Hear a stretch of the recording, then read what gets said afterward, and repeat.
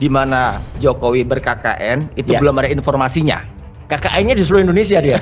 Korupsi, kolusi, nepotisme sesuai dengan peringkat dari OCCRP. Malah levelnya internasional dia. Itu. Kaca mobil dipecah sebelah kiri. Nah, kemarin itu kaca dibuat retak ya, memang sudah jalan dikit udah langsung hancur. Waduh. Jadi sebelah kanan dan tengah, pintu tengah gitu. Terus ban depan kanan dan ban belakang kanan itu disobek ya, disayat. Dan percetakan pun salah kalau dia nyebut itu prima. Harusnya dia nyebutnya perdana.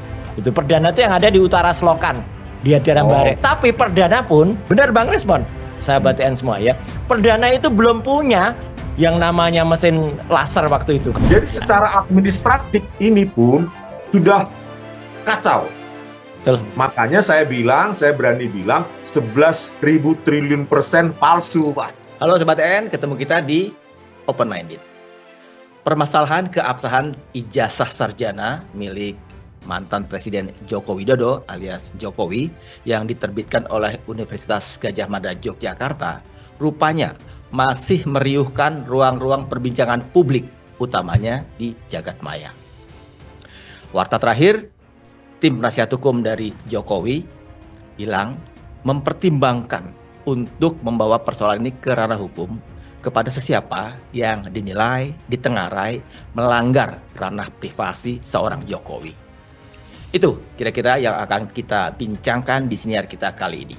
Tapi sebelum berangkat, sila Sobat TN untuk subscribe dan nyalakan lonceng notifikasinya. Juga jangan lupa untuk follow akun Instagram kami di @diskursusnetwork.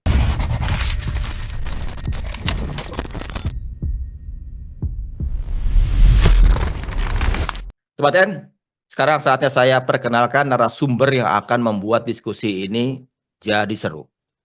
Di depan saya ada seorang pengamat telematika, multimedia, dan juga artificial intelligence, Mas Roy Suryo. Selamat datang lagi nih Mas. Terima kasih. Udah kesekian kali. Iya. Mas Roy kan juga alumni UGM kan? Kalau itu sudah, kalau kata Bang Rismon nanti itu 11.000 triliun %. Bahasa asli ya? Asli, S1, S2, UGM, S3-nya saya di UNJ. Sepertinya satu lagi narasumber kita yang terhubung dengan media Zoom. Di ujung sana ada seorang pakar digital forensik, Bang Rismon Sianipar. Hai, Sobat DM. Ini asli Udah lancar alumni nih UGM menyapa ini, Sobat TN. Pak.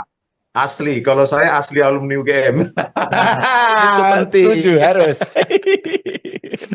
Kalau gitu, nih langsung aja nih, saya Ya. sambung aja nih, Bang Rismon nih. Ya. Kalau ngaku-ngaku alumni UGM, ikut dong KKN-nya. Kan wajib Ikut kalau dong, Pak. di UGM. Kuliah kerja nyata Nah, di Desa Kepil, Kecamatan Kepil, Kabupaten Wonosobo. Tinggal 1,5 sampai 2 bulan. Ya. Itu di rumahnya Pak Carik. Wah. Kalau dari arah Purworejo ke arah Wonosobo, maka rumah Pak Carik itu ada di sebelah kanan. Kantor Kecamatan Kepilnya sebelah kiri. Ingat detil, Pak. Jadi Wah, kalau betul gini meyakinkan. Jadi kalau ini. ada orang yang mengaku alumni UGM, maka dia harus bisa menyebutkan desa, kecamatan, dan kabupaten dia di mana melaksanakan KKN-nya. Karena menurut sejarah, ya nggak Pak Roy? Betul. Sejak tahun 1979, Ya, UGM KKN itu itu wajib. Persis. KKN. Ya. Kalau Pak Jokowi lulus 1985, maka harus ada data Setuju. akademik dan data-data lainnya gitu, Ya. yang menunjukkan bahwa Pak Jokowi pernah melaksanakan KKN gitu, Ya. Pak. Karena tanpa KKN tidak mungkin seseorang mengakui bahwa dia telah menyelesaikan studi di UGM dan menyandang gelar sarjana, Pak. Begitu, Setuju. Pak. Saya tambahkan dikit nih keterangan Pak Bang Rismon nih ya. Jadi KKN itu memang awalnya sangat khas UGM. Karena UGM itu dulu kan sempat disebut-sebut Universitas Desa. Gitu. Bukan Universitas Dasmu, bukan. Universitas Desa. Ya gitu. Jadi universitas yang kerakyatan. Nah, untuk menjalankan tridharma perguruan tingginya, persis sekali. tadi yang sampaikan Bang Rismon. Semenjak 79 itu ide awalnya adalah dari mantan rektor UGM yang sudah almarhum sekarang, Pak yaitu Kusnadi, Profesor Pak ya? Kusnadi Kusnadi ya, Harismantri, Harismantri. yang wafat ketika ada tragedi pesawat jatuh Iya. di Garuda di Jogja waktu itu. Nah, jadi KKN itu salah satunya adalah bagaimana mahasiswa atau calon sarjana dari UGM itu kemudian mendarma baktikan kepada masyarakat. Sekarang pun masih ada gitu loh KKN itu, hanya memang sedikit berbeda dengan KKN dulu. Kalau dulu terpusat di Jawa, seperti Bang Rismon tadi menceritakan detail ada di Wonosobo, kemarin Dokter Tifa juga cerita ada di daerah mana kemarin Karanganyar atau mana tempatnya saya barusan saya tulis juga sangat detail, saya ada di Karanganyar di desa namanya Mojoroto, kecamatannya Mojogedang, ya, bahkan foto-fotonya saya yakin Bang Rismon pasti juga ada. Kalau saya karena tukang Jangan lupa potret dulu, disimpan di jadi lemari. jadi banyak foto-fotonya gitu. Nanti mungkin bisa disampaikan. Jadi itu sahabat DN semuanya, nanti biar Mas Iksan bisa lebih nge-explore lagi. KKN sekali lagi itu wajib ya. Tapi kalau yang satu ini mungkin KKN yang lain ini Bang Rismon. Apa itu? Korupsi, kolusi, nepotisme mungkin dia, bukan KKN kuliah kerja nyata kali. Itu. Jadi sampai sejauh ini di mana Jokowi ber-KKN itu Ya. belum ada informasinya. KKN-nya di seluruh Indonesia dia. Korupsi, kolusi, nepotisme sesuai dengan peringkat dari OCCRP, malah levelnya internasional dia. Itu Bang Iksan. Bang Rismon masih terus ini. Kan boleh dibilang Bang Rismon itu ya saat-saat ini ya, itu yang paling getol, paling kritis, paling kenceng untuk mempertanyakan, menyaksikan keabsahan ijazahnya Jokowi. Ini nggak ada konsekuensinya nih. Kalau kayak teman-teman Tempo kan ada konsekuensinya, ada teror ndas babi gitu sama tikus. Kalau Bang Rismon apa terornya tuh? Ya baru kemarin ini Pak yang kedua kali ya. Kedua saya kali. alami. Ya sebelumnya sebulan yang lalu itu kaca mobil dipecah sebelah kiri. Nah kemarin itu kaca dibuat retak ya, memang sudah jalan dikit sudah langsung hancur. Jadi sebelah kanan dan tengah, pintu tengah gitu. Terus ban depan kanan dan ban belakang kanan itu disobek ya, disayat kayaknya pakai pakai Cutter gitu ya. begini lebar gitu. Jadi nggak bisa dipakai lagi. Jadi ban serep harus diambil satu, akhirnya beli ban lagi yang nunggu lagi. Ya. Nunggu operator bengkelnya kan, jadi lama juga akhirnya saya menunggu. Untungnya nggak hujan gitu Pak. Itu mobil dikerjai ketika di rumah, sedang ada di sebuah kafe Pak. Berarti tahu itu mobil Bang Rismon ya?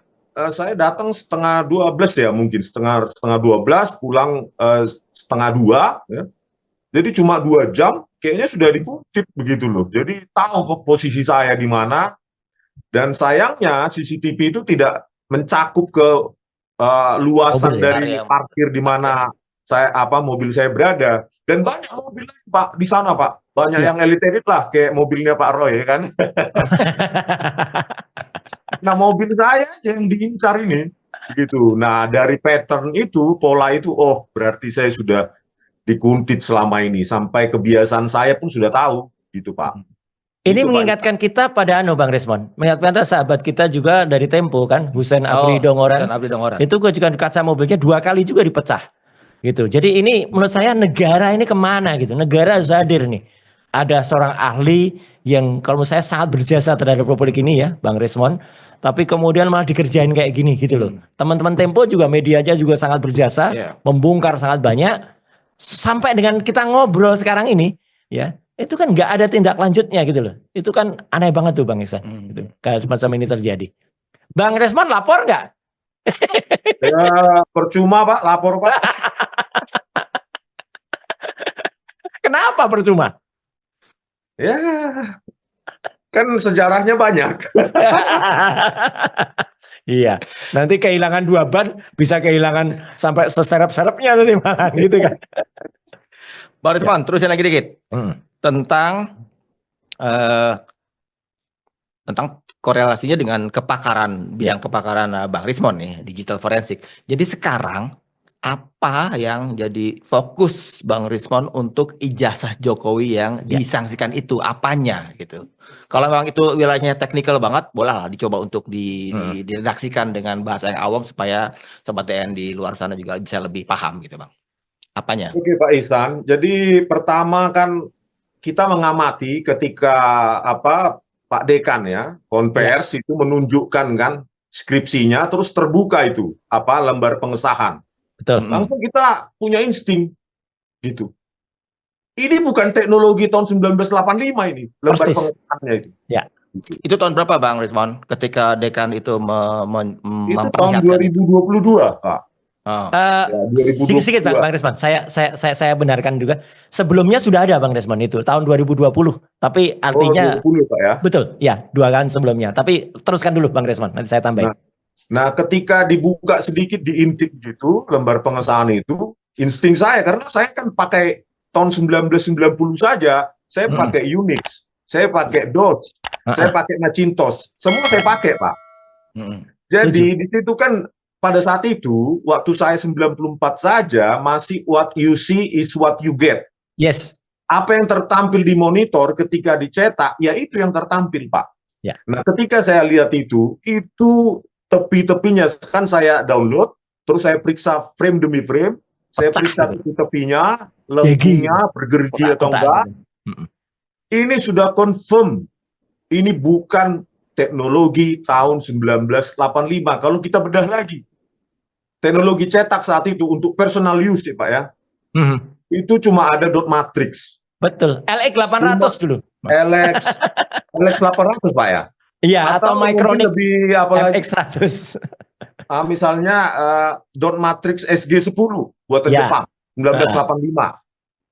Itu masih begitu Pak, belum ada teknologi apalagi laser jet atau inkjet. Itu belum ada Pak.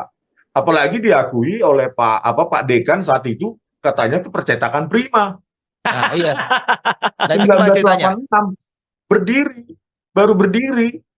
Ya. Itu pun dalam konsep penjilitan operasional, penjilitan dan fotokopi. Jadi benar sekali nih yang disampaikan Sobat TN ini, yang disampaikan Bang Resmon. Jadi saya sebenarnya pelaku sejak dulu. Kebetulan saya meskipun lulusan komunikasi ya Bang Resmon, tapi saya kerja di toko komputer waktu itu. Enggak apa-apa lah, saya sebut aja Cika waktu itu. Itu awal toko komputer hanya ada 2 dulu di Jogja yang besar, Cika sama Komputa, milik Pak Yakobus sama milik Pak Paul. Hanya itu yang ada. Gitu. Dan percetakan pun salah kalau dia nyebut itu prima. Harusnya dia nyebutnya perdana. Itu perdana itu yang ada di utara Selokan, di daerah Barek. Tapi perdana pun, benar Bang Resmon, sahabat TN semua ya, perdana itu belum punya yang namanya mesin laser waktu itu. Karena mesin laser itu baru dimiliki oleh percetakan terbesar di Jogja. Percetakan besar itu misalnya apa? KR, ya harian KR. Kemudian ada Lukman Offset, ada Hidayat Offset, ada Hanindita, ada kemudian Asko. Ya itu yang punya. Itu pun besar sekali. Orang kalau mahasiswa membuatkan di sana, habis mahal. Bulanan kita sebulan pakai film transparan itu ya, itu 1 lembarnya kalau di kurs sekarang itu sekitar 150.000 gitu, nggak mungkin gitu loh bikin kayak gitu. Nah perdana itu bikinnya pakai mesin cetak tinggi ya Bang Ihsan. Jadi mesin cetak itu hurufnya ditata satu persatu gitu, dibalik gitu, jadi nanti di print nanti baru kelihatan. Oh kadang-kadang ada yang meleset-meleset. Nah kalau kita lihat cover dari skripsi yang beneran, itulah hasil mesin cetak tinggi. Jadi hurufnya tuh kadang-kadang kreativitas dari mesin dari percetakannya. Kadang hurufnya di tengah tuh kasih Latin, di tengahnya kasih kotak-kotak gitu. Terus kadang-kadang huruf I-nya karena habis karakternya dia pakai tanda tanya di balik gitu. Jadi kayak gitu. Itulah sejarah cetakan di Jogja, dan memang saya kuliah soal itu kan, kuliah grafika dan publisitas soal itu. Tapi tadi yang sampaikan Bang Resmon tuh saya dukung ini, Pak Ihsan. Jadi benar sekali. Tahun 2020 ya, itu Sigit Sunarta itu dekan Fakultas Kehutanan itu menunjukkan tuh kepada wartawan ini Bang Resmon. Ya, itu di ruang kehutanan. Nah, saya sempat kontak wartawan-wartawan Jogja gitu. Ini berapa? Tahun 2020. Ya. Ada wartawan ditunjukin nggak, dipegangin nggak gitu. Jadi itu nggak pernah dipegangkan ke orang lain Bang, cuma dipegang dekan aja. Tapi saya sempat minta foto dari para wartawan waktu itu dari salah satu harian di Jogja. Saya lihat, insting saya sama persis dengan Bang Resmon, ini palsu gitu, karena ini sudah ada direkayasa dengan teknologi baru. Cuman memang saya waktu itu hanya sempat nge-tweet saja, tapi ada buktinya tweet itu. Tapi benar, saya salut kepada Bang Resmon. Bang Resmon ini punya novelty, punya kebaruan Kebaruan. istilahnya. Nah, orang yang bisa bilang novelty itu pasti yang menulis skripsi. Kalau nggak ngerti itu apa itu novelty itu, ya kan. Nah, dia punya novelty kan apa? Datang sendiri ke Jogja. Nanti tolong diceritain tuh ya, sama istrinya lihat. Saya dulu melakukan itu, Bang. Tapi saya dari awal dari itu mungkin dari pinggir jalan tuh saya udah ditutup itu anunya. Jadi wah ini Roy Suryo mau datang itu. Saya benar 3 kali saya datang. Ke kehutanan. Fakultas kehutanan. Iya, ke perpustakaan. Awalnya saya dikatakan oh itu skripsinya nggak di sini gitu, disimpan di rektorat. Saya ke rektorat, dijawab nggak mungkin skripsi mahasiswa itu disimpan di rektorat gitu. Itu ada di bawah Pak Dekan gitu. Iya kan? Itu kan Jokowi masih presiden. Masih ya, presiden. Itu diserahkan karena itu. Iya, tapi ya kan nggak mungkin. Tapi benar. Sekali lagi salut Bang Resmon ini datang sama istri dan bisa pegang skripsi itu luar biasa. Pegang skripsinya, Pak. Jadi Iya. kalau kemarin ada pengacara mengatakan hanya dari medsos, salah. Nggak. Saya datang Datang sendiri. Saya Ya. pegang skripsi itu Yes. dan saya foto. Itu datangnya ke Saya Fakultas lihat, Pak. Kehutanan, Bang Rismon. Iya, di perpustakaan Fakultas Kehutanan. Kebetulan Bisa ada tembus, ya? seorang bapak petugas di sana, baik, tanpa saya minta malah dikasih, Pak. Top. Jangan-jangan ada yang nuduh KKN ini. Masa KKN kolusi gitu Bang Resmon. Nyokok kali petugas Dan jadi itu, di sana. Pak Roy dan Pak Ihsan, itu Ya. saya diawasi juga. Hanya Iya, sekitar 5 menit. pasti. Saya pegang. Dan itu harus cepat gitu, saya foto gitu. Makanya cuma beberapa halaman saja saya ambil gitu. Cuma 5 menit lah gitu diawasi. Sayang ya, Pak Bang Resmon nggak sempat kalau waktu itu bawa scanner portable gitu, HP ScanJet gitu ya, atau Canon Scan Jet gitu. Kalau sempat bawa laptop tuh, wah cukup halaman pengesahan tuh di scan, kita enlarge, udah nggak usah uji karbon, pegang itu. Jadi halaman Iya, apa Pak. aja yang Bang Rismon foto untuk kemudian dianalisis dan kemudian bilang ini palsu. Itu Pak, tadi sudah saya berikan tadi ke lewat email ya, khususnya lembar pengesahan. Ya. Lembar pengesahan itu saya sudah melakukan pencocokan karakter ya, pencocokan string. Ya, nanti kalau di pengadilan kita buka, itu ada sejumlah karakter yang sangat spesial khusus untuk Times New Windows. Roman. Karakter S, lengkungannya, terus tipis sekali. Terus karakter N, M, L, K, dan lainnya. Dan itu akan menjadi senjata kita nanti di pengadilan. Kalau mereka mengatakan bahwa itu bukan produk dari Microsoft Word dengan teknologi cetak yang sudah sedikitnya inkjet. Ya.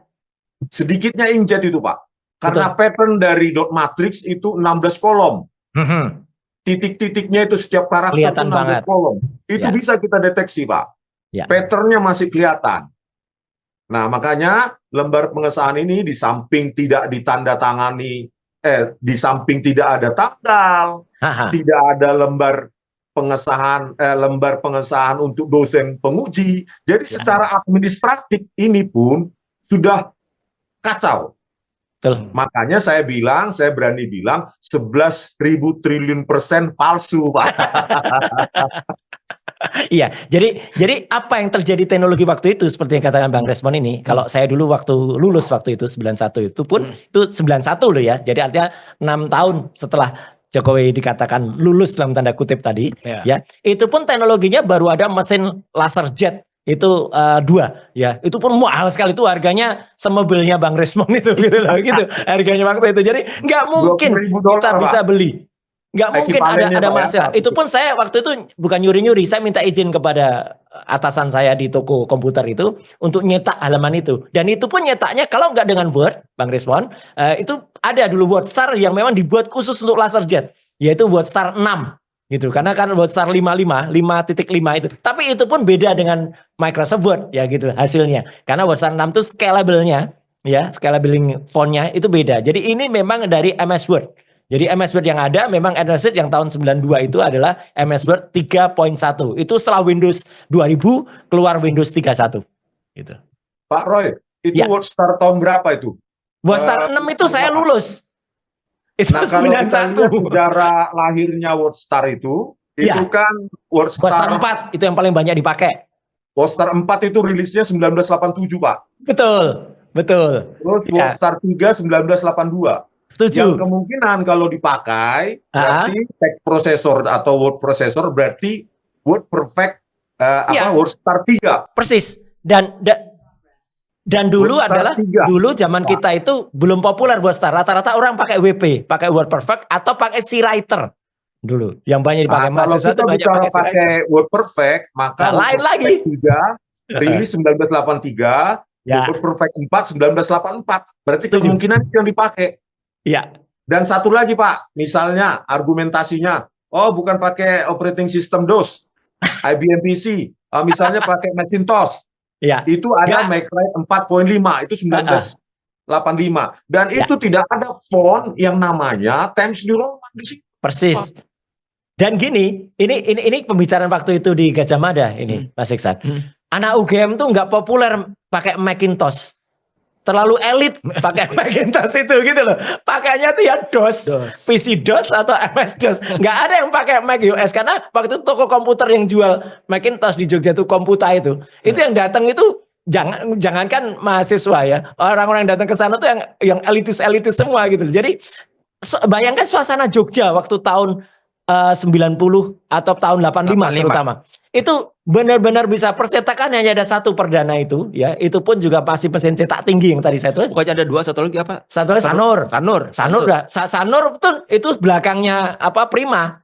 Jadi sebelum ada Prima yang tahun 86 baru buka ya, ada Sanur. Itu semua di Jalan Simanjuntak. Gitu. Kalau perdana ini ada di utara Selokan Mataram gitu. Jadi itu yang biasa dipakai Mas. Tapi itu hasilnya ya ini kalau saya pinjam misalnya Bang Resman, kalau saya kan pakai 99,9, 1000%. Itu bukan hasil seperti yang lembar pengesahannya itu. Tentang font Times New Roman itu, apa di saat itu nggak ada yang mirip-mirip dengan Times New Roman? Kan dia kan bilang gitu kalau nggak salah, itu udah jamak dipakai itu untuk Gini, percetakan yang kalaupun ada. mirip, orang itu harus membuatkan ya istilah bahasa Jawanya ndandake gitu ya. Membuatkan lembar itu di percakapan besar. Satu lembarnya bisa 150.000. Dan itu sangat-sangat tidak mungkin lah orang-orang membuat kayak gitu. Makanya biasa dibuatkanlah cover. Cover itu hurufnya, itu coba lihat pada skripsi-skripsi yang beneran ya. Kadang-kadang nama mahasiswanya tidak miring, kadang-kadang karakternya nggak pas, kadang-kadang meleset, dan nggak mungkin. Nah ini yang dikemukakan Bang Respon itu saya setuju. Nggak mungkin dia bisa justify ya, tengah, centerfold, rata kiri, left atau rata kanan, kayak yang ada di lembar pengesahan. Dan kemudian dia bisa antar hurufnya, antara karakternya tuh scalable, menyesuaikan gitu. Nggak bisa, kalaupun itu pakai IBM typewriter, ya dia jaraknya sama, nanti spasinya jauh gitu. Jadi kelihatan banget rata kiri bisa, tapi antara katanya tuh jauh, nggak bisa ngatur kayak Windows itu dari satu kalimat itu dia jaraknya beda. Terus di sini jaraknya deket. Itu Mas Iksan. Mungkin Bang Resman bisa nambahin lagi. Ada ditambahin lagi Bang Resman? Iya Pak, kalau kita lihat dari lembar pengesahan skripsinya ini kan sempurna, rata tengah. Berarti dia sudah memiliki teks prosesor yang sudah canggih, gitu loh. Seperti dibilang Pak Roy, ada algoritma untuk penyesuaian, adjustment dari string itu kata. Jadi lebar antar kata, jarak antar kata itu bervariasi. Nah itulah algoritma yang namanya string adjustment. Yes. Dan itu kompleks, Pak. Tidak dibuka oleh Microsoft Word sampai sekarang. Tetapi kita pelajari pada saat kuliah, gitu loh. Nah, dari tampilan lembar pengesahan skripsi tadi itu jelas itu word processor modern. Tidak ada di Word Perfect, Word Star, MacWrite, dan lainnya. Dan satu lagi, hasil dari IBM PC, DOS, dan MacWrite tadi itu Macintosh operating system Macintosh itu bergerigi Pak tepi-tepinya. Jadi kalau kita lakukan pembesaran itu terlihat sekali tepi-tepinya itu bergerigi karena what you see is what you get. Kecuali ini saya kasih kecuali Pak, kepercetakan besar hanya untuk mencetak lembar pengesahan skripsi yang sudah punya teknologi PostScript. Itu pun nanti bisa kita gunakan kalau memang itu jawabannya.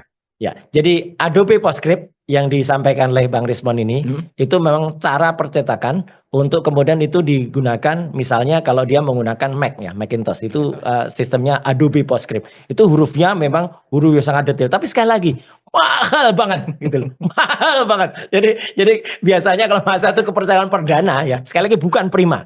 Bukan Sanur, jadi salah itu. Dekan itu bilang itu Prima, Sanur itu salah. Perdana yang benar. Ya ini saya kasih tahu loh, ini baik loh saya ngasih tahu, ya kan gitu. Tapi itu pun tidak punya gitu. Di sana punyanya tuh mesin cetak stensil ada, kemudian litograf ada. Litograf tuh kayak di atasnya stensil itu ada. Tapi yang namanya dia punya mesin kayak Hewlett Packard, laserjetnya belum ada. Belum dibuat pada tahun 85 itu gitu loh. Jadi lucu, apalagi inkjet yang pertama tuh inkjet HP DeskJet 500. Ya gitu. Saya kebetulan kerja di toko komputer yang menjual itu gitu. Jadi saya tahu persis kapan itu inventorinya keluar. Itu Bang Rismon gitu. Sama ini ya Bang Rismon ya. Bang Rismon juga mempertanyakan lah ya nama dekan. Nama Ya. dekan, ejaannya spellingnya dekan, Fakultas Kehutanan waktu Jokowi ada di sana di tahun 1985 itu. Ahmad Sumitro itu Ya. kan. Boleh dielaborasi Bang Rismon tentang itu.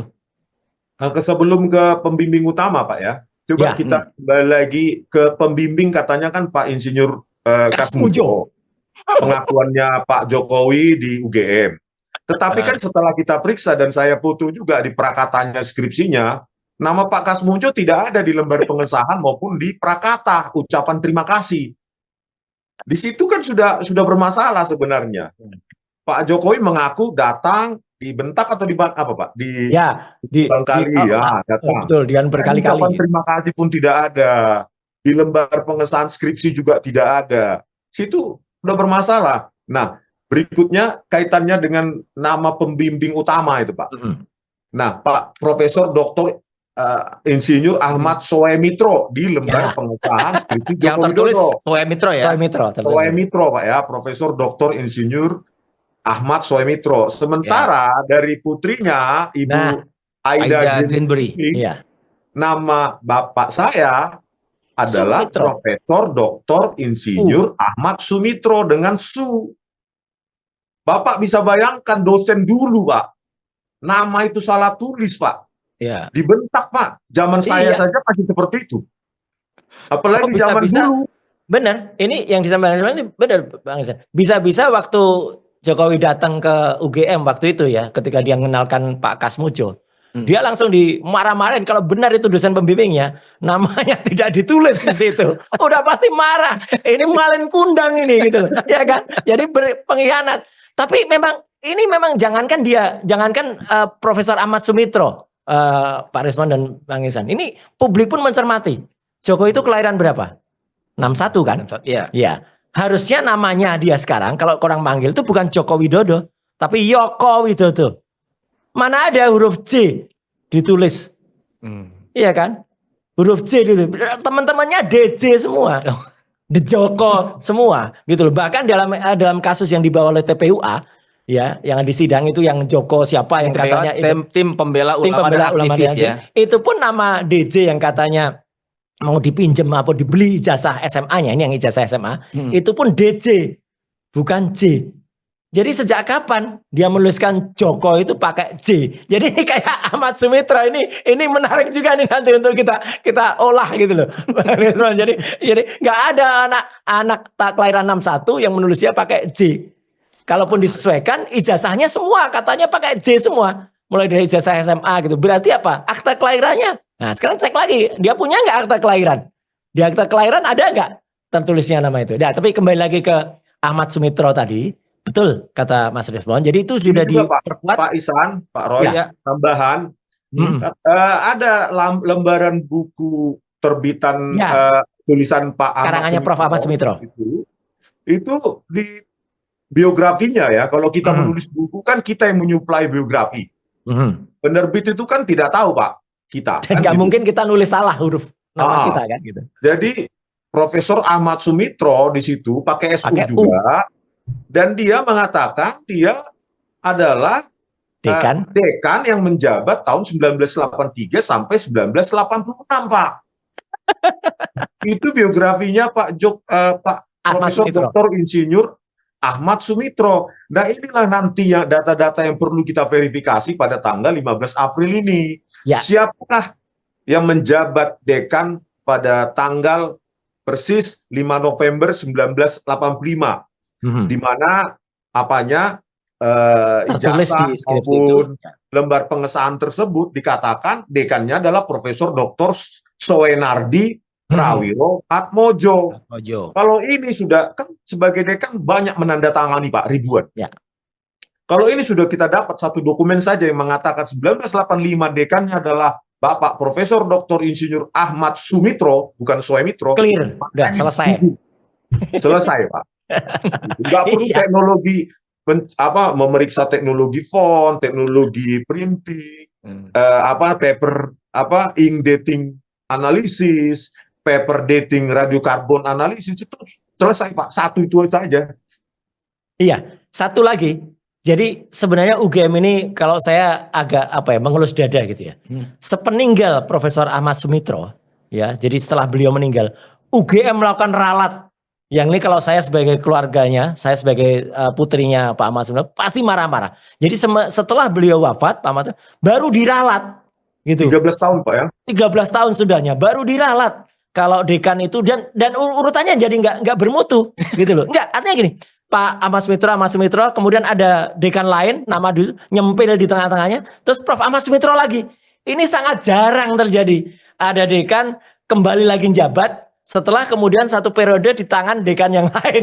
Ini nggak ada. Kalau namanya dekan jabat lama, ada ya gitu, lama sekian periode. Tapi di tengah-tengahnya ada orang lain, kemudian khusus untuk menyesuaikan di lembar pengesahannya Jokowi itu, kemudian setelah itu kembali lagi ke Prof Ahmad Sumitro. Ini aneh. Ya, memang benar nih, tanggal 15 besok itu harus clear betul sejarahnya gitu. Ya, ini sebelum masuk ke tanggal 15 nih, Ya. Bang Rismon sama Mas Roy.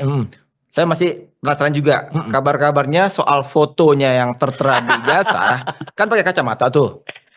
Kabarnya di UGM nggak boleh pakai Nggak kacamata ketika boleh. itu. Ini sejauh mana ini kebenaran Waktu aturan itu? saya lulus saja 1998 Pak, tidak boleh Pak.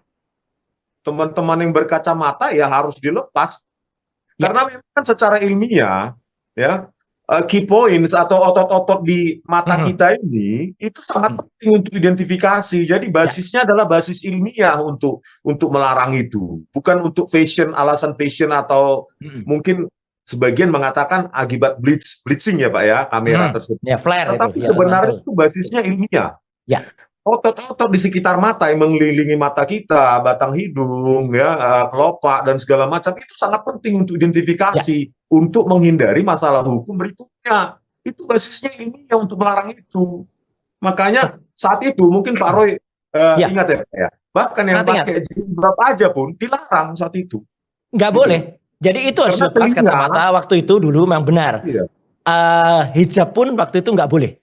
Jadi harus dilepas. Kalau sekarang memang dengan adanya perkembangan hijab boleh. Tapi boleh. itu pun dengan harus agak sedikit dilebarin. Sekarang aksesnya apa? Kalau sampai ditutup kacamata, ini yang tadi sampaikan Bang Ridwan, secara teknis itu akan mengurangi nanti vektor ya. Vektor ketika kita melakukan analisis pakai face recognizer dan pakai face comparison. Itu ada yang vektornya 128, ada yang vektornya 512. Nah itu akan tertutup kacamata. Vektor itu apa? Vektor itu titik-titik yang digunakan untuk membandingkan dua gambar. Kalau misalnya ada satu wajah dengan wajah yang lain. Dan ini nanti akan diceritakan oleh Bang Rismon, saya juga akan ceritakan. Kalau ketika kita bisa memastikan bahwa foto yang ada di ijazah itu ternyata bukan Jokowi. Gitu. Jadi makin seru ini nanti gitu. Karena analisisnya pakai vektor itu tadi. Gitu. Jadi salah satu FaceNet itu yang dipakai itu dalam salah satu unsur yang ada dalam program Face Recognizer. Itu kalau dia tertutup kacamata, karena kita masih pembicaraan kacamata ini, itu akan mengganggu. Jadi kacamata ini akan mengganggu seperti yang sampaikan Bang Resman tadi, otot-otot mata, jarak antar dua mata, jarak antara mata dengan hidung, jarak antara hidung dengan mulut, itu kalau dua orang nanti diperbandingkan, itu akan ditarik garis-garis gitu loh. Itu caranya mengkomparasikannya. Itu Mas. Dari soal pemakaian kacamata itu, kalau Bang Rismon udah yakin betul bahwa itu nggak boleh. Dan itu akhirnya disebut palsu ya. Iya. Basisnya ilmiah Pak. Tadi ya gradasi warna, gradasi intensitas yang membentuk mata itu sangat penting dalam face recognition kan, pengenalan wajah. Bahkan bentuk rahang, makanya dulu basisnya ilmiah melarang apa itu jilbab ya Pak ya. Nah, jadi karena bentuk telinga juga bagian dari identifikasi seseorang tersebut Pak. Jadi basisnya bukan apa-apa kecuali kebenaran untuk basis ilmiah gitu loh. Makanya kita heran kenapa kok Pak Jokowi boleh berkacamata, kan begitu. Terus kita tanya ChatGPT atau Grok, cuma Pak Jokowi aja katanya berkacamata. Nah, kalau tadi ketentuan KKN di UGM kan berlaku sampai sekarang. Sampai sekarang. Nah, kalau soal pelarangan pemakaian kacamata sampai sekarang juga masih sekarang berlaku. Tidak boleh pakai kacamata. Saya barusan cek ini ke Universitas Gadjah Mada. Jadi kacamata pun tidak boleh sampai dengan sekarang. Kalau hijab memang pernah mau tetap dilarang, tapi ya kita maklumilah ada wilayah-wilayah yang agak kritis gitu. Jadi akhirnya diperbolehkan gitu loh. Cuman memang kacamata belum boleh. Ya, cuman memang terus terang itu agak mengurangi identifikasi karena telinga tadi. Ya, salah satu identifikasi kita nanti yang akan kita sampaikan, kami sampaikan, Bang Resmond dan saya sampaikan itu adalah soal telinga. Orang yang ada di foto yang ada di skrip di ijazahnya Jokowi itu telinganya beda banget dengan telinganya Jokowi. Dia tuh telinganya japlang gini. Jadi menghadap ke depan. Sedangkan Jokowi itu telinganya adalah menguncup gini. Gitu kayak cupang. Jadi ini baru nih saya dengar yang ini soal telinga baplang sama uncup ini. Ada nanti banyak nanti Bang Resmond udah temukan beberapa hal. Saya juga sama. Jadi menariknya gini loh. Kalau kita itu ilmiah, kita nggak pernah janjian mau neliti. Apa yang nanti kita sampaikan baik soal ELA ya, error level analysis, soal face recognition, soal face comparison itu sama. Karena teknologi itu sama, teknologi itu netral, teknologi itu nggak akan memihak kayak Grok tadi yang disebut. Ya, itu netral. Kalau sekarang ada kader partai salah input atau partai sebar ijazah yang marah-marah ke Grok gitu ya. Itu lucu aja. Itu biar dibully sama netizen. Itu. Ini partai sebar ijazah boleh disingkat ya? Oh, nggak usah lah. Nggak perlu singkatannya. Partai sebar ijazah soalnya. Pak Ihsan, Pak Roy. Jadi kembali yang beredar ijazah yang kita dibilang hoax itu kan yang menyebarkan adalah kader PSI ya Pak ya. Iya, nah, terus setelah kita uji, Pak Roy uji pakai softwarenya. Kalau saya pakai programming Python, itu secara error level analysis memang computer generated. Betul. Gitu loh, banyak edit di mana-mana. Dan deepfake juga sudah saya uji pakai deepfake ya. AI untuk memeriksa probability ya, kemungkinan computer generated atau human intervention editing ya memang banyak banget di situ. Memang manipulatif gitu loh Pak. Memang dimanipulasi dengan human gitu loh, bukan asli dari kamera jepret. Itu bisa kita buktikan juga. Jadi ya kita justru menyaring hoax, bukan menyebarkan hoax. Ya, yang dibagikan oleh yang katanya kader PSI itu justru itu yang hoax menurut saya. Iya, benar. Jadi gini, Pak Paksan, yang disampaikan Bang Resmond nih, sekali saya ulang. Kita kan lihat pakai ELA tadi ya, error level analysis ya. Nah, kita masuk itu deh. Iya. ELA itu ada menggunakan metode Python tadi yang disebutkan. Dan itu akan bisa menguji apakah gambar yang ada itu pure murni belum pernah ada sentuhan atau ada retouching asli sama dari sekali. Kamera ya. Asli dari kamera gitu atau dia sudah direkayasa. Dan ijazahnya langsung aja, ijazah yang disebarkan oleh kader PSI itu kalau diperiksa keluarnya hasil dari ELA itu ada di tulisan saya ya, itu maaf ini kayak kotoran burung itu. Jadi ceprok banyak banget. Artinya apa itu kotoran burung? Artinya itu ada sentuhan di logonya. Logonya nggak murni itu di ada. area-area tertentu itu. Iya, pada fotonya, pada tanda tangannya ada. Saya pakai perbandingan ijazah saya sendiri tahun 91 bersih, bahkan masih bisa dibaca di situ tulisannya. Jadi kalau pakai metode ELA itu error level analysis akan kelihatan bidang mana di sebuah foto itu yang pernah dilakukan atau tidak. Ya, gitu. dia kan akan menguji kalau gambar itu JPEG ya, Joint Photographic Expert Group, dia akan bisa ngolah lagi, kemudian akan muncul. Nah, yang disampaikan Bang Resmond itu kami tuh melakukannya tanpa janjian loh. Nah, jadi beliau melakukannya di Bali di sana, saya melakukannya di Jogja waktu itu karena masih suasana Idul Fitri kan di waktu itu. Jadi ternyata hasilnya sama. Kita sama-sama posting hasil itu, loh kaget ini sama ini hasilnya. Jadi ya udah. Peta errornya kelihatan jadinya. Peta errornya kelihatan sama. Yang kita gunakan padahal softwarenya kita gunakan mungkin agak berbeda rilisnya. Gitu. Itu, Bang. Nah, pertanyaan saya nih, kalau ini katakanlah urusannya sampai ke ranah hukum Ya. di pengadilan, Ya. apakah produk dari penggunaan metode ELA itu Laku. sah secara hukum? Gini, memang ini semua adalah merupakan petunjuk kalau dalam istilah hukum.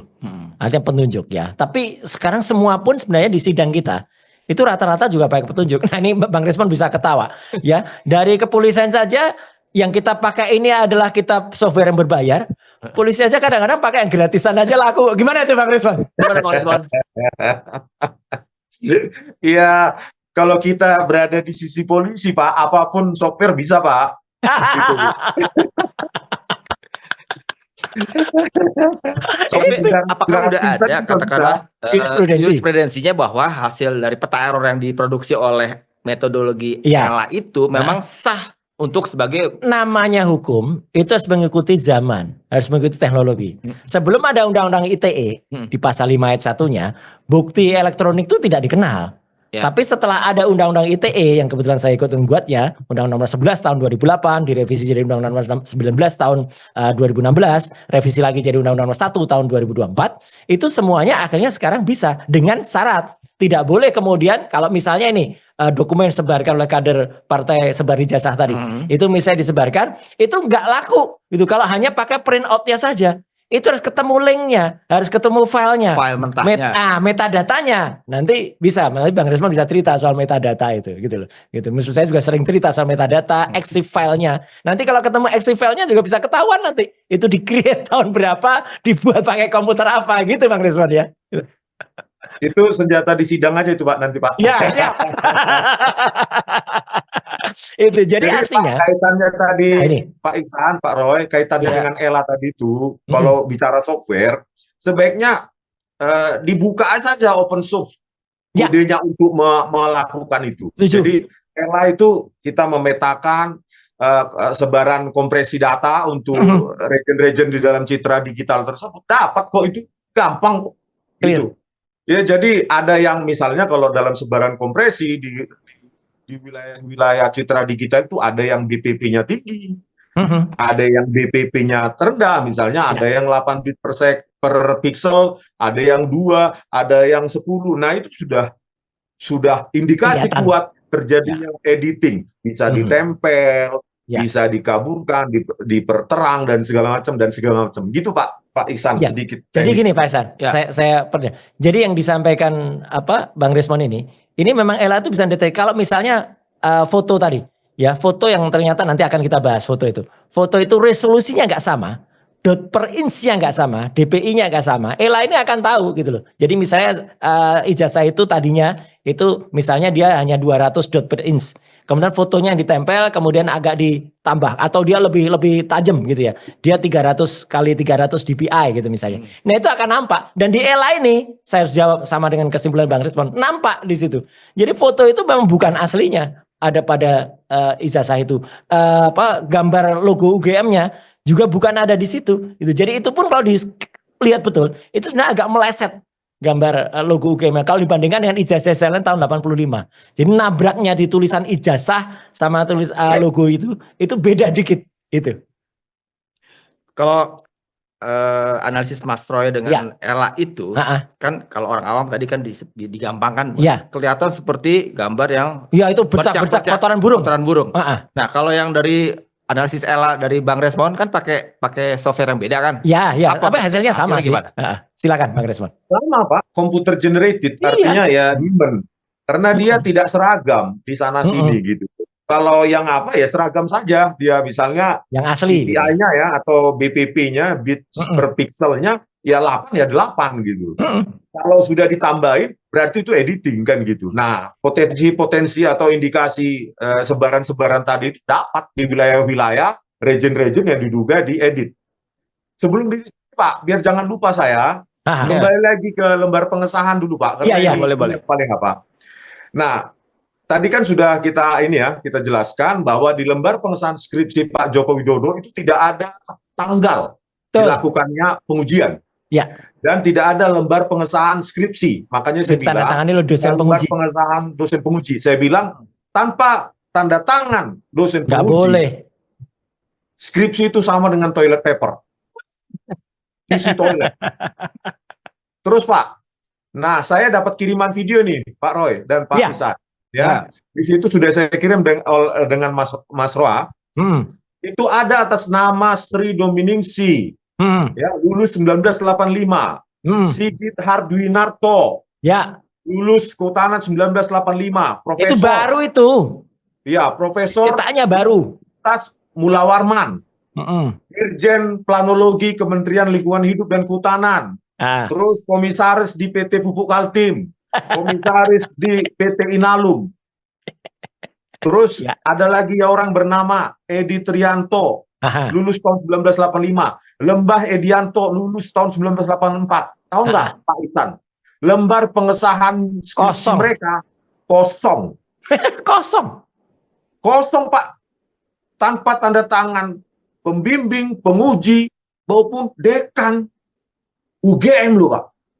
Makanya ini Jadi gini, jadi ini sindikasi. Ini udah jahat betul ini. Jadi artinya Bang Rismon ini mau dikelabuhi dengan dikirimkan dokumen yang dimirip-miripkan apa yang sama dengan Jokowi. ya. Jadi supaya seolah-olah sama. Ini loh produk tahun 85 Ya. dibuat dicetak dengan printer yang sama, yang sejenis, artinya dengan Windows juga gitu. Tapi mereka kosong. Jadi nggak berani ada tanda tangannya. Ini kan malah nambah pasal ini. Penipuan lagi gitu loh gitu.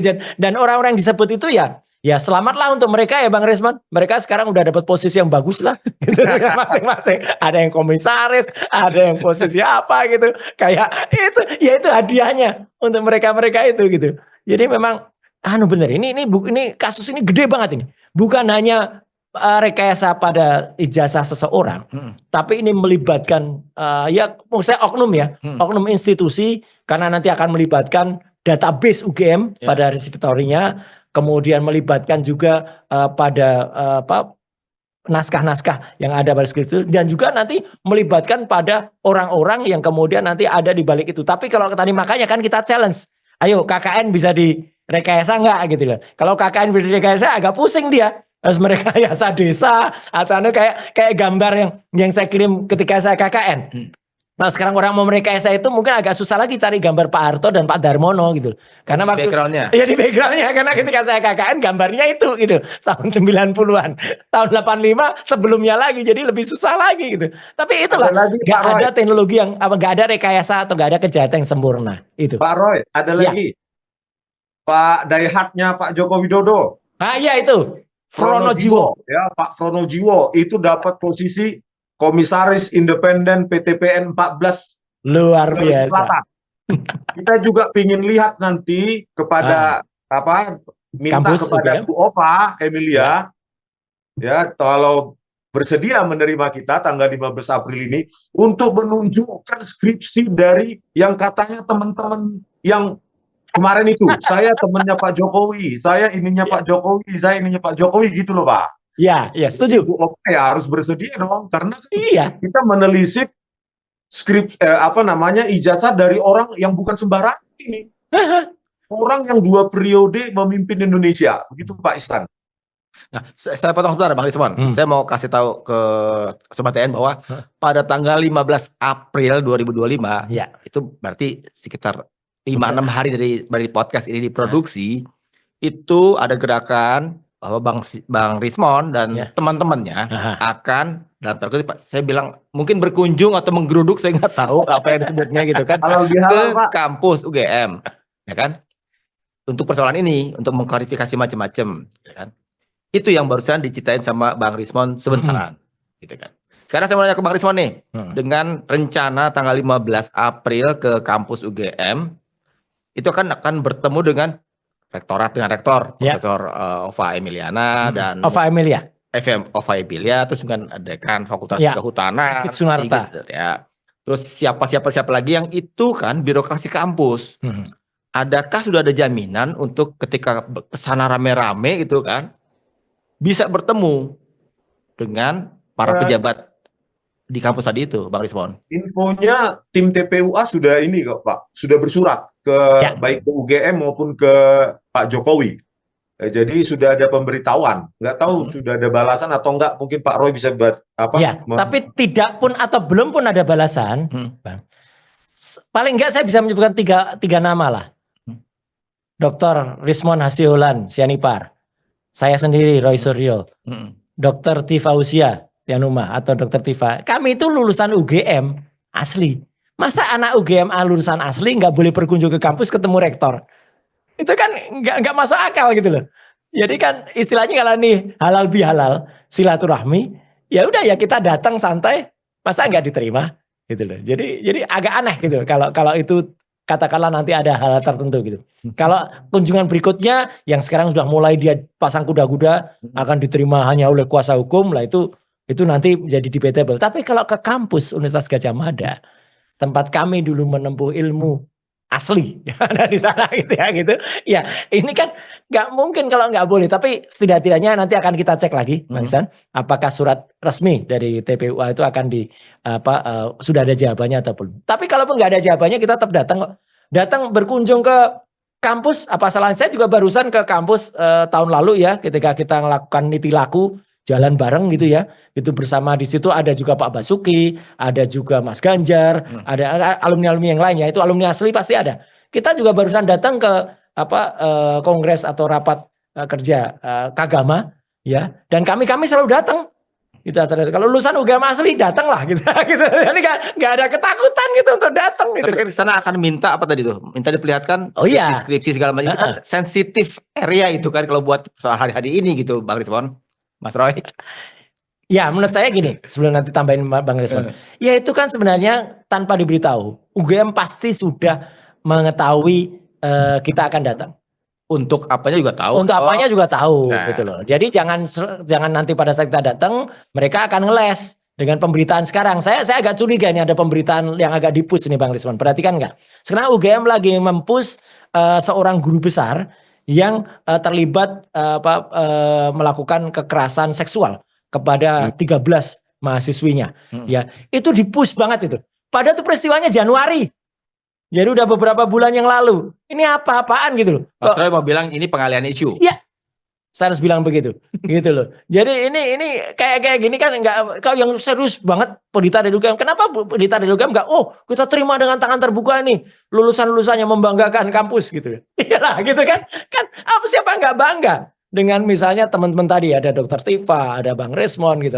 Kita datang gitu, baik-baik ke Baleirung, tempat di mana itu kampus kita dulu ada, yang gambarnya ada dimanipulasikan juga dengan orang yang nanti akan kita sebut orang yang fotonya dipakai di gambarnya ijazahnya itu. Itu kan foto editing juga itu, yang bibirnya tebel, telinganya japlang itu, yang dia difoto seolah-olah di depan Baleirung. Padahal itu tempelan juga. Itu. Saya baru nggak sengaja tadi sebelum kita podcast itu buka-buka YouTube ada pendapat dari guru besar hukum pidana UGM. Saya lupa nama Pak Markus ya. Oke, betul, Markus. Pak Markus ya. Ya, Bang Rismon, Mas Roy, mesti hati-hati dalam persoalan ini. Karena ada dua terminologi, memalsukan, palsu. Nah itu gimana ininya? Ya nggak apa-apa. Ya nanti kan juga kami dari teman-teman TPUA kan juga ada yang ahli-ahli hukum lah. Gitu. Itu kan pasti juga akan jawab apa yang kita dari apakah itu pemalsuan ijazah. Itu artinya itu memang benar dia pernah punya ijazah, tapi kemudian di print lagi. Ya. Nah, atau memang tidak pernah punya ijazah. Ya, tapi kalaupun ada seorang mahasiswa yang konon nanti dicari-cari alasan, misalnya ijazahnya hilang karena kebanjiran lah, kebakaran lah apa. Kalau mau di print lagi, nggak boleh di print lagi kayak ijazah aslinya. Yang dia boleh bawa adalah surat keterangan ijazah hilang. Ya, gitu. Jadi sebenarnya nggak bisa mau lari kemana. Itu mungkin bisa ditambahin oleh Bang Rismon. Boleh Bang. Saya kan kembali Pak ya. Saya baca Bang Rismon bilang nih ke rektor, jangan lari kemana-mana tanggal itu. Gitu. Ini menarik nih bahasanya. Kan gini Pak, kalau benar Pak Joko Widodo adalah alumni UGM, maka dia adalah alumni UGM terbaik dari 300 ribuan lebih alumni UGM. Harusnya bahkan ijazahnya itu bukan kucing malu-malu kucing tidak tunjukkan, bahkan harus di gedung pusat UGM, karena dia adalah satu-satunya alumni UGM yang pernah menjadi presiden Pak. Bahkan sekarang harusnya menjadi keynote speaker di mana-mana. bisa harusnya menjadi UGM ambassador segala macam, Pak. Kalau benar. Jadi kita datang ya meminta untuk seluruh berkas yang menunjukkan bahwa Pak Jokowi melakukan proses akademik dari A sampai Z sehingga menyandang gelar sarjana kehutanan UGM itu tidak diragukan lagi. Kalau itu memang tidak ada, sebaiknya ya Bu Opa ya mengaku saja lah.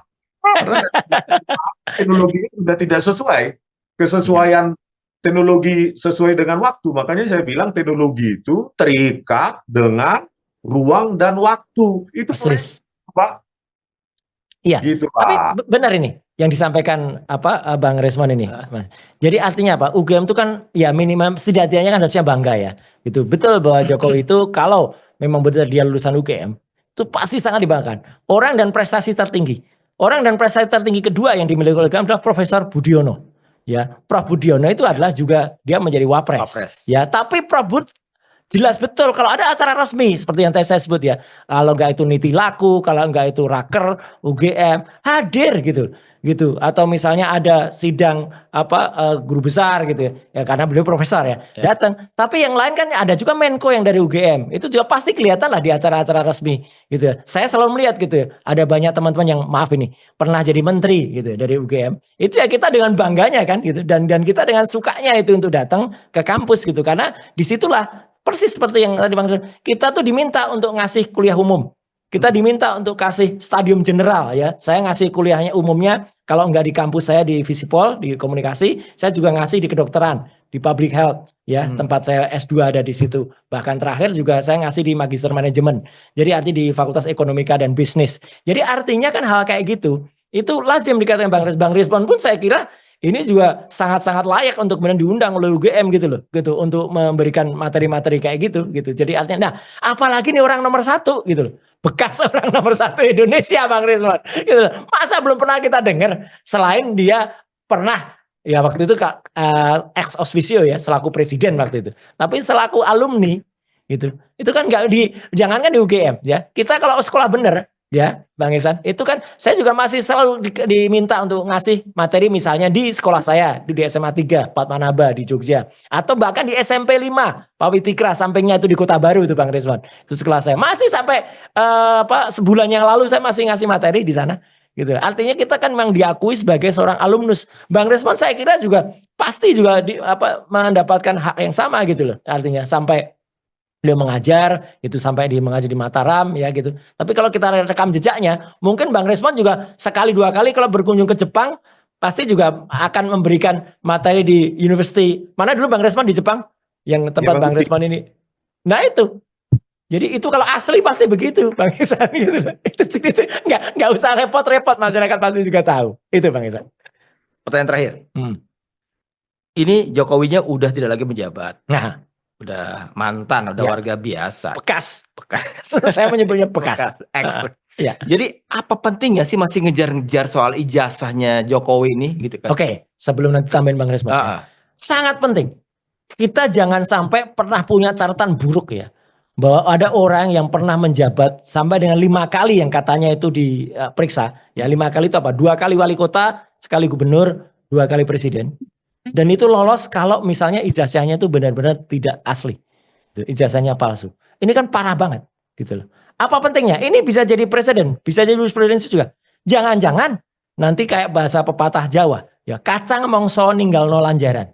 Buah itu jatuh tidak jauh dari pohonnya. Jangan-jangan ada seseorang juga yang sekarang masih jabat. Gitu ya belum jadi RI 1 tapi RI 2 yang sejarahnya sama ini. Dan itu pasti Bang Resmond, Dr. Tifa, saya akan ngulas lagi itu orang nomor 2 di Indonesia ini yang punya kasus yang sama dengan ini, gitu loh. Ya, tapi juga ada sedikit yang lupa. Mungkin gitu terakhir kali, mungkin nanti kita bisa cerita itu. Jadi sebenarnya foto yang ada di dalam ijazah itu, Bang Resmond juga sudah lakukan, saya juga lakukan, itu bukan Jokowi. Kami sudah sampai kesimpulan itulah orang lain dengan nama Dumatno Budi Utomo. Tambahin Bang Resmond. Ya, kan ada algoritma untuk deep face ya Pak ya, model-model neural network ya kan, AI atau deep learning itu bisa kita pakai sebenarnya. Tapi itu kembali lagi seperti dibilang Pak Roy itu kan petunjuk Pak. petunjuk dari bukti-bukti lain.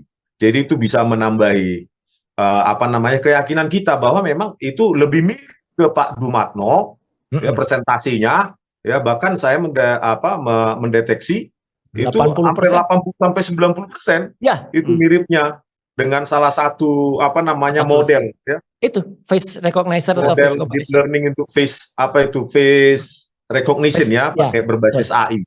Jadi lebih mirip ke Pak Dumatno daripada ke Pak Joko Widodo. Nah, itu pertanyaan besar sama kita kan, kenapa?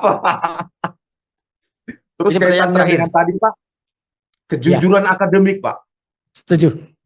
Kejujuran akademik. UGM, itu saya lihat dosen-dosen saya dulu, berani sederhana, hidup sederhana, jujur Pak. UGM dibangun dengan darah dan keringat dari dosen-dosen yang saya lihat dulu. Kalau seperti ini, kita lihat tadi lembar pengesahan skripsi orang-orang ini kosong.